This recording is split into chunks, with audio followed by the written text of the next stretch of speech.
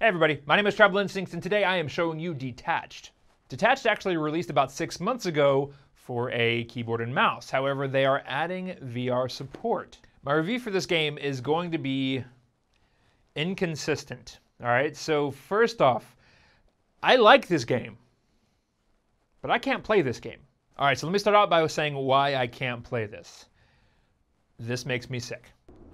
Okay, this is gonna be really difficult. It's the game's fault, but it's not the game's fault. It's not like it's a performance issue or they've necessarily done anything wrong. I am applauding them for branching out and doing something that other games have avoided just because, well, it's dangerous to do. This was a flat screen game, which obviously no issues with locomotion there, and they ported it over to VR, and while the motion is completely fine for a flat screen, the freedom that you have in this game for rotation, for positional everything in an anti-gravity space feels really, really cool for a couple seconds. And then for me, it was so bad.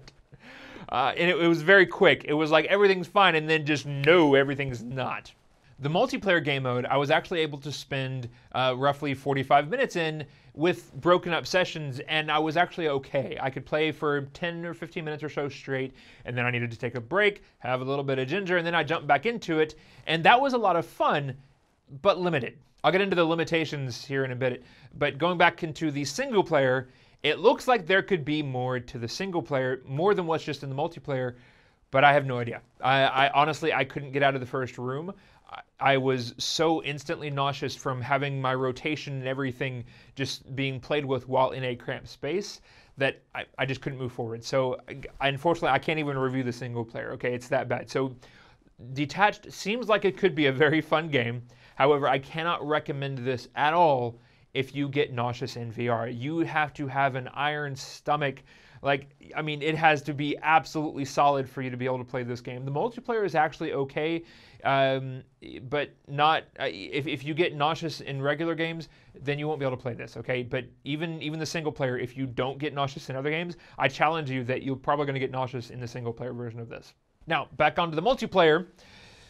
The reason why it didn't impact me so much is because you're in a very wide open space. You're in space, right? And you're flying around. There's asteroids around you. There's some buildings that you have to go in for a limited amount of time, but primarily you're floating around with a pretty wide open area. So that one, the rotation and everything else, it didn't impact me so much. And because of that, I was able to have a pretty decent amount of fun with it. However, the multiplayer game mode is incredibly limited in what it has to offer from a content perspective. Everything in this game, by the way, is beautiful. I love the way this looks. However, in multiplayer, you're really just going to an objective, picking it up, taking that objective to someplace else, pressing a button, and then taking the objective to one more place. So that is the core mechanic, and then in the PvP element, you have the other person trying to shoot you and stop you from doing that, while also trying to take the I don't know what it was called, the object to their own place. You have shields, you have boosts, and you have rockets that you can do. The locking on mechanism for the rockets was kind of awkward. You had to kind of track it with your head, but it wasn't directly looking at it, so you had to kind of get close and just kind of get an idea for where you had to look. So it was a little bit awkward there. The shield and the boost, that was perfectly fine. However, the aiming and the firing mechanism for this, I felt was a complete letdown.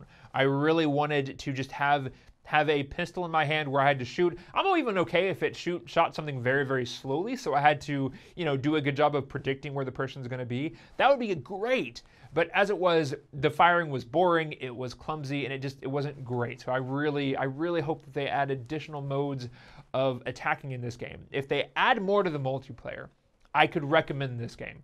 As it is right now, for VR by itself, I can't recommend this really much at all, because a single player is probably unplayable except for a very small, like less than 5% of the VR population, if I just had to guess. The multiplayer, I would say probably 40% of the population of VR users could probably play this somewhat decently without getting too horribly sick. However, because it is so limited, there's just not enough here for me to recommend just yet. If the developers update the multiplayer to where you have more than 1v1, because that's all it is right now, you can only fight against one other person. If they add more than that, if they add other game modes, always in open spaces, if it's in a tight and closed place, I will not play it.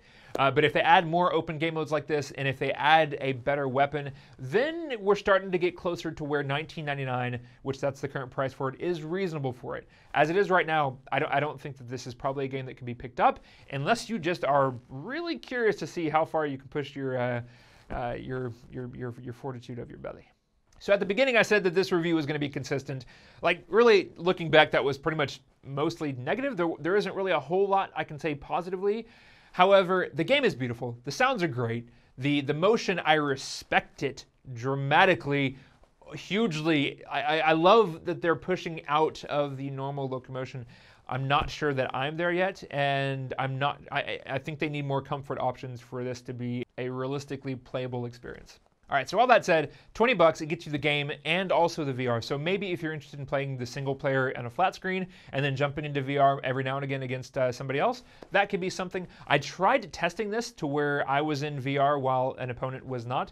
However, and I'm not sure if this is going to be the same issue once it's released. Right now I'm playing on a separate beta branch, and we were having some issues even actually getting it to where we could play the game at all without VR. So it's currently broken from my standpoint. I expect that will be fixed for launch, but I can't report on if this has cross-platform capabilities. If it does, then that also amps up its ability to have some playability. But ultimately, because I'm getting the pre-release version of it, there's some questions that I just can't answer yet. So hopefully, as the launch comes out, I'll be able to drop a comment telling you guys if you're able to play this for a VR player and a flat screen. All right, so my final verdict is, I can't recommend this game to buy just yet, but I do strongly suggest that you keep an eye on it and check to see if there's any updates in the future for additional game modes, for maybe some increased comfort modes.